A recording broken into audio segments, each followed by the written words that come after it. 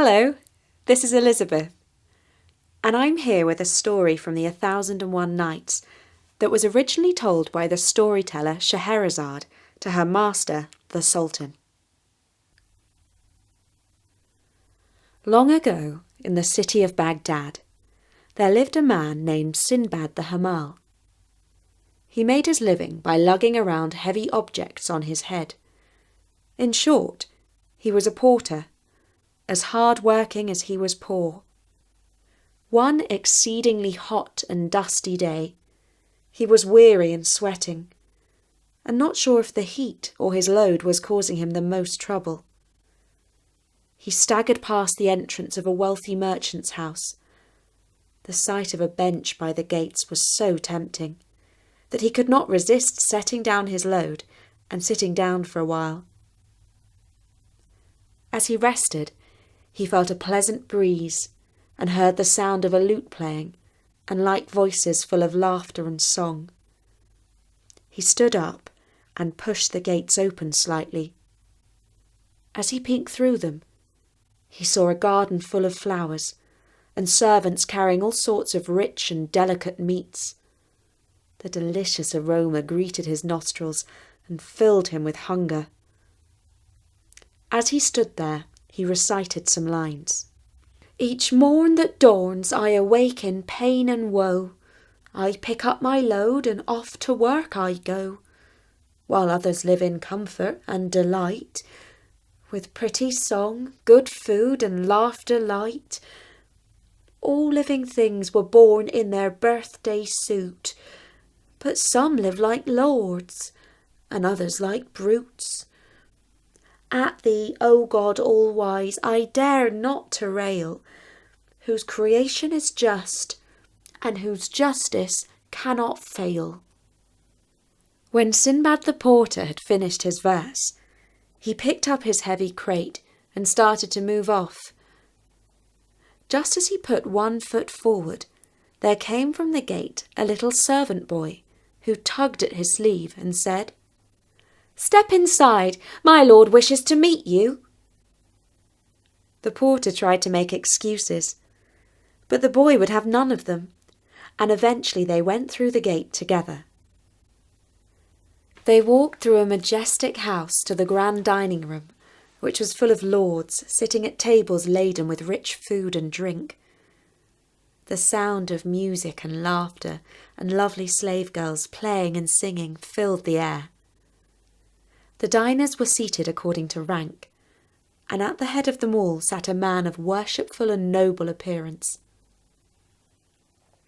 Sinbad the porter was so overwhelmed by all he saw that he said to himself, "By Allah, this must be either a piece of paradise or some king's palace." He bowed down and kissed the ground. The master of the house bid him to stand up. Servants placed food before him, and the porter, after saying his bismillah, ate his fill. After which he exclaimed, "Praised be Allah for your generosity, my lord." His host replied, "You are most welcome, and may your day be blessed. But tell me, what is your name, and what do you do all day?" "Oh, my lord, my name is Sinbad the Hamal, and I carry folks' goods on my head for hire." The master of the house smiled and said, "Now, if you will be so kind, let me hear those verses that you recited outside the gate of my house." The porter blushed, because he did not wish to repeat the lines about injustice among such wealthy and fortunate company. "By Allah, excuse me," he exclaimed. "Poverty and hardship have given me boorish ways." "Tish, tish, do not be ashamed," said the Lord, "but say them again, for they pleased me when I heard you speak them at the gate." The porter duly recited the lines, and the merchant slapped his back affectionately and said, "No one ever spoke a truer word. But you should know that I myself only rose to this happy state that you see all around you, after long suffering and woe. I made 7 voyages at sea, and by each of them hangs a marvellous tale that is almost beyond belief. If you have time, I shall tell you the first of these tales, so that you can better understand what pain I endured in my early days. All this happened because of fate, for no one can escape destiny. And this is the tale of the first voyage of Sinbad the Sailor. My father was a merchant, a successful man of trade, who left me not short of wealth and comfort. I was young and headstrong and foolish, and I ate and drank and played, thinking that I'd continue that way for all my days. And then one day I awoke and found that the money was almost gone. Then I remembered my father and how he used to say, "A grave is better than poverty." And I came to my senses. I sold my fine clothes, my property, and my playthings, and with my last 3,000 dirhams, I bought merchandise for a sea voyage. As I boarded the ship with my fellow merchants, I said out loud the lines, "He who seeks fame without toil and strife, the impossible seeks and wastes his life." We set sail for Basra, the city whose name means "where many ways come together." We journeyed for many days and nights, touching in at ports and islands. Everywhere we landed, we bought and sold, bartered and traded, increasing our wealth bit by bit. Eventually, we came to the most beautiful island of all. Here some seeds from the gardens of paradise must have landed and taken root. The captain dropped anchor and put down the landing planks. Everyone on board came ashore to feel the golden sand between their toes and enjoy the lush and tranquil land. Some passengers set up fires for cooking. Others washed their clothes.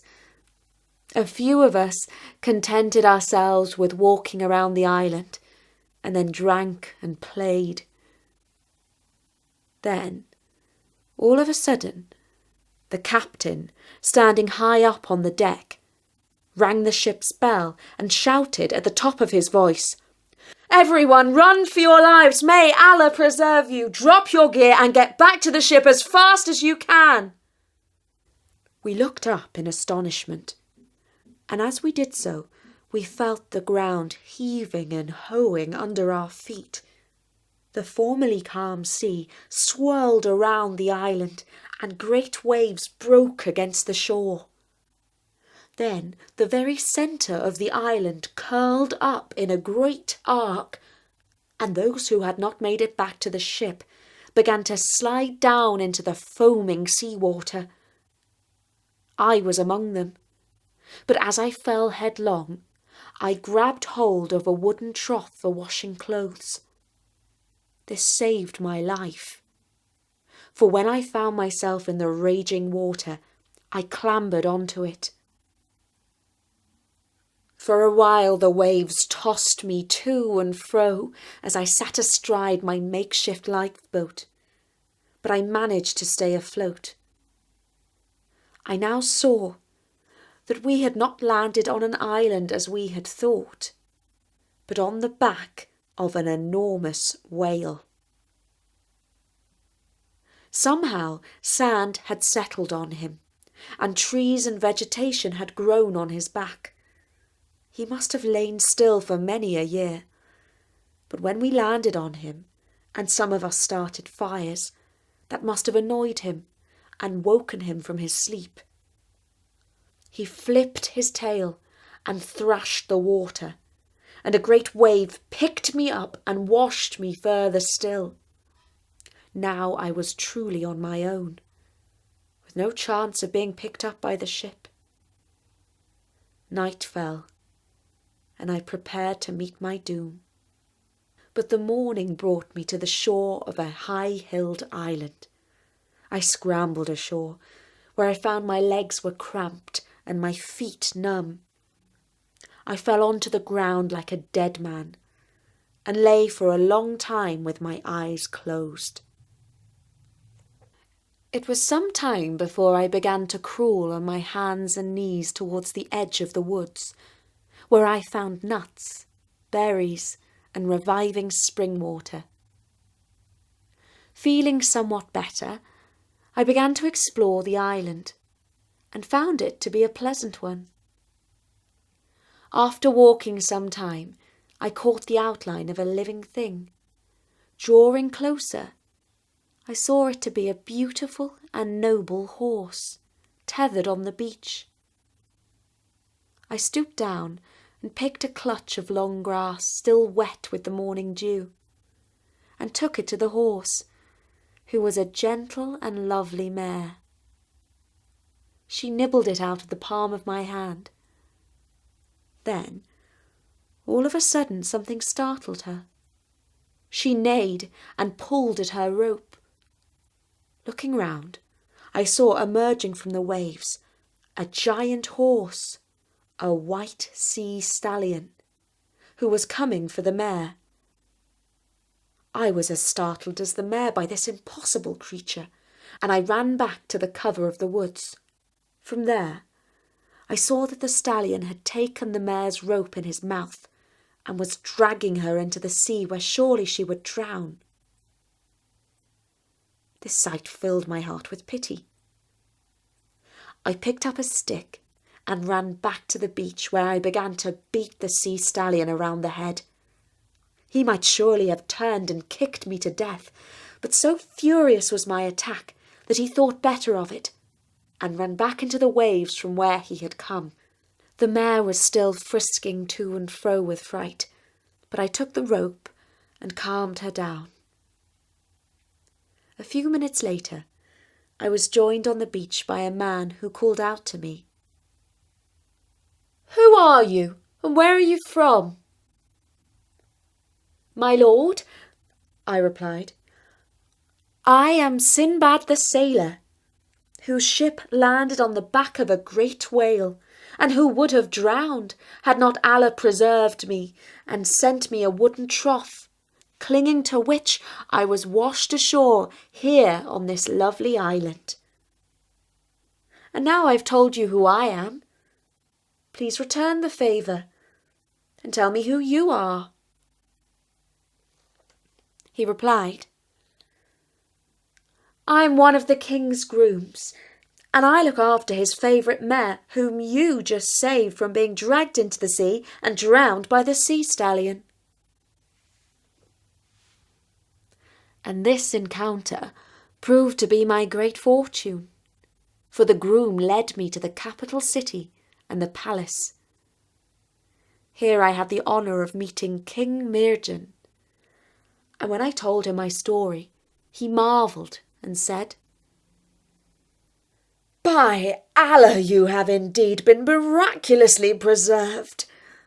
The fates must have decreed a long life for you, or you would have surely been drowned 1,000 times over. You are one who is blessed by Allah for your safety." Believing me to be favoured by God, he treated me kindly. Indeed, he gave me a lucrative job as master of his port and registrar of all the ships that put in there. One day, the very same ship that I had sailed in visited the island. The captain recognised me immediately and embraced me in his arms. "Your goods are still safe in the hull of my ship," he said. This was the most unexpected good news, thanks be to Allah. I offered the goods as a gift to King Mirjan, who had shown me such good favour. In return, he made me a gift of treasure that was worth 20 times its value. We sailed to Basra, where I increased the value of my goods another 10-fold in the marketplace. In return, he made me a gift of treasure that was worth 20 times the value. We sailed to Basra, where I increased the value of my goods another 10-fold in the marketplace. And so I returned to Baghdad as a wealthy man. I bought this palace and many servants, and set up a great establishment, and soon began to forget all that I had suffered.